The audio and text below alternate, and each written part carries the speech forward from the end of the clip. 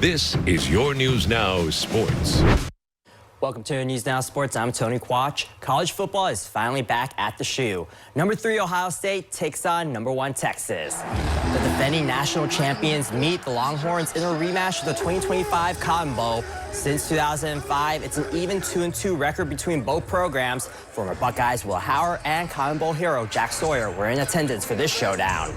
We're scoreless after 1, but the Bucs are at the doorstep of the end zone. CJ Donaldson forces his way in for the score. Ohio State leads 7-0. It was a rough day for Texas starting quarterback Arch Manning, but it was one to remember for the Buckeyes. On 3rd down, they take down Manning for the sack. CJ Hicks gets the credit for that play as Ohio State leads 7-0 heading into the break. Same score in the 3rd. With 3 to play in the quarter, the defense steps up again. This time, Jermaine Mathews comes up with the INT. Texas is unable to get anything going on offense. Both teams continue to trade possessions. Then in the 4th, Julian Sayin fires a 40-yarder to Carnell Tate. He hauls it in to make it 14-0 OSU. Texas would score a touchdown of their own to make it 14-7, and that brings us to their final possession. On 4th down with under 2 to go, Ohio State comes up huge with this big stop to close out the game. The Buckeyes take down number 1 Texas 14-7. Our Dwayne Scott was there at the shoe with his biggest takeaway.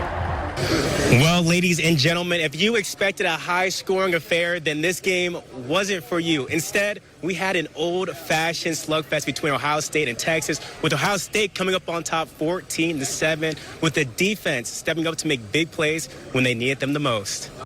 The story of the game was the defense. Matt, I thought, put a good game plan together. The coaches put a good game plan together, but the grittiness of our guys running around. There's a lot we can build on here, a lot we have to improve on. The team you see right now will not even be close to the team you see halfway through the season or at the end of the year, but it certainly makes the corrections a lot easier to make after a win against a top 5 opponent like this.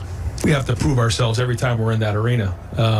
So that's just what you do. When you stop feeling like you have to prove yourself, then you stop improving, and so that's the way we feel. But all that being said, I know what kind of a coach Matt is because I see him every day. You guys don't. So that's the thing about football. I share that with the guys. All the work that you put in the dark doesn't come to light until his first game. These guys, they work their tails off to prepare their players and to grade out a champion to do their job.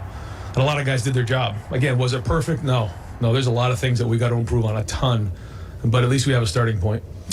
Reporting from the Horseshoe in Columbus, I'm Dwayne Scott, your News Now Sports.